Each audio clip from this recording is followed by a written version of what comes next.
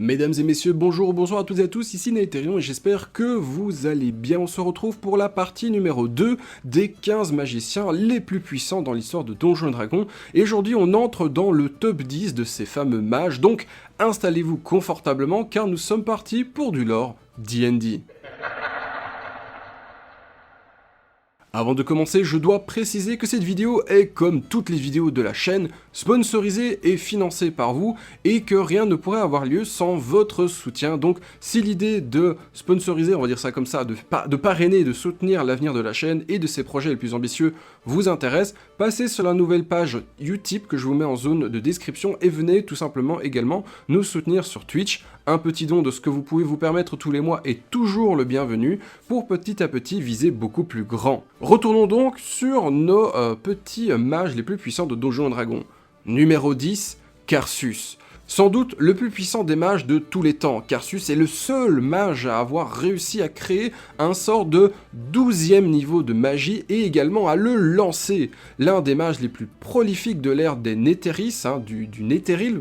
Il était un génie en fait qui maîtrisait la magie avant même d'être un adolescent. Ses ambitions n'ont jamais été satisfaites et il a toujours cherché à en faire toujours plus.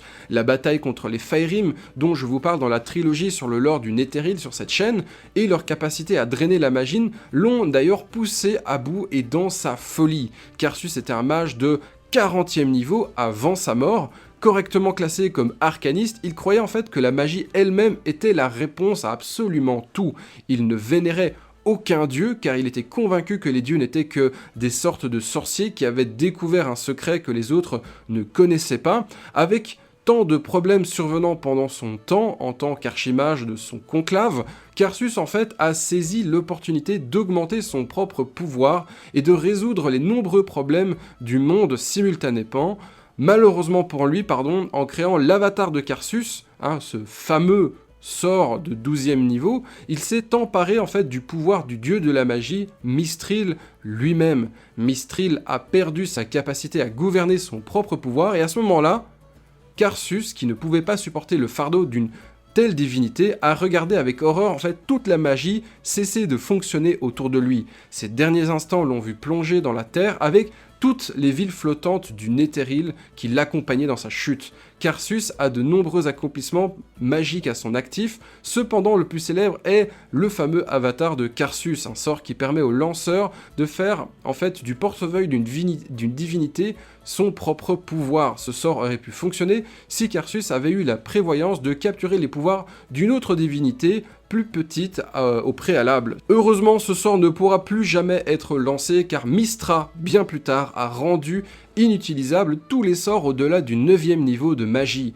Karsus est le seul responsable de la situation critique des mages à l'heure actuelle. Numéro 9, Yulom. L'un des mages les plus puissants de son époque, Yulom est surtout connu pour avoir créé le Mythallar. Ce puits de magie creuse en fait profondément dans les réserves inexploitées de la trame magique et permet tout simplement d'accéder à un flux constant de magie dans leur zone d'effet. Cela a donné naissance à des objets quasi magiques et a favorisé le développement de la magie au sein du Netheril. Yulom est sur un pied d'égalité avec Karsus, mais il a fui le Netheril à cause des effets destructeurs de vie et de magie, notamment des Faerim.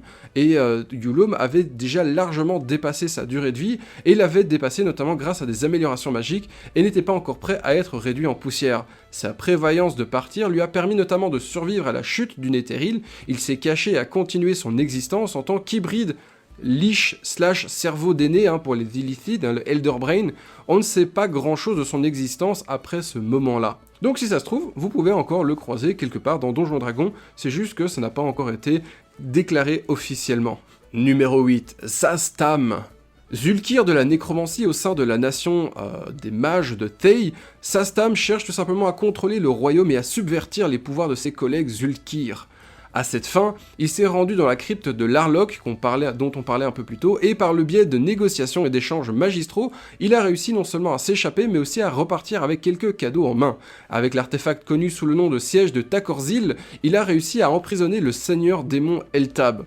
Cela a notamment considérablement accéléré ses connaissances et son pouvoir, permettant à son influence sur Thay de s'approfondir.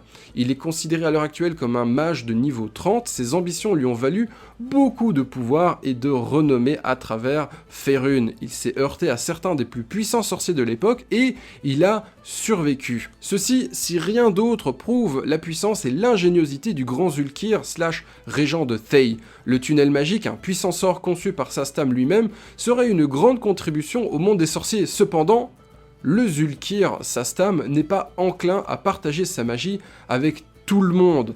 Ainsi, seuls quelques privilégiés connaissent ce sort très secret, mais pourtant très intéressant. Numéro 7, Samaster. Autrefois élu de Mystra, cette étoile déchue est responsable de l'essor du culte du dragon et est l'un des puissants nécromanciens de son époque. Il s'est même battu contre un avatar de Lathandre, le dieu Lathandre, et a survécu. Individu profondément perturbé, Samaster était brillant, mais cherchait à comprendre et à dominer tout ce sur quoi il mettait la main. Il voulait avoir pour amant la dame Mystra elle-même, la déesse de la magie, et se découragea lorsqu'il réalisa que son véritable amour était le dieu Azout. Il essaya de se consoler en nouant une relation avec Alustriel Silverhand, mais celle-ci la rejeta également lorsqu'elle vit sa personnalité dominatrice. Dans sa rage, il faillit la tuer, mais ses amis vinrent à son secours, et après une grande bataille, Samaster fut tué. La bénédiction choisie fut retirée de son cadavre, et cela aurait dû être la fin pour lui, mais un serviteur de Bane avait d'autres plans pour le brillant sorcier. Il fut notamment ramené sous forme de liche et forma le très récent culte du dragon. Son chemin de terreur se poursuivit pendant de nombreuses années jusqu'à ce qu'il soit finalement tué, Phylactère et toutes les autres représentations de lui, clones, etc., quelques années plus tard par un groupe d'aventuriers. Numéro 6, Elminster Aumar.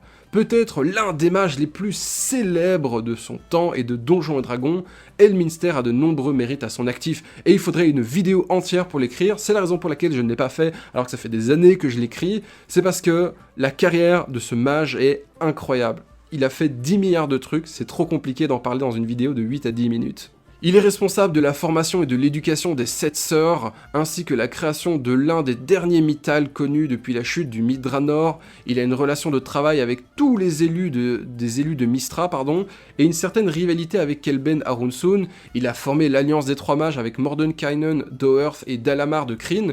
C'est un sorcier de niveau 30. Elminster a beaucoup appris, notamment au fil du temps, puisque c'est ça sa force. Ce n'est pas d'être fort de base, mais en fait de grind, de s'améliorer et d'apprendre énormément sur le long terme. Il est virtuellement immortel grâce au fait que c'est l'un des élus de Mystra. Il a appris beaucoup de choses des 7 sœurs, donc qu'il a également formé, et sous la tutelle de Mystra et d'Azout, il a créé de nombreuses idées / magie très puissantes que beaucoup penseraient encore impossible à l'heure actuelle. Et nous allons nous arrêter ici pour aujourd'hui. La suite et fin de cette liste sera pour le prochain épisode. En attendant, n'oubliez pas de passer sur Utip et de vous abonner à la chaîne si ce n'est pas encore le cas, car à peu près 49% des gens qui regardent mes vidéos ne sont tout simplement pas abonnés. Moi je vous dis rendez-vous à la prochaine fois et bon jeu à tous.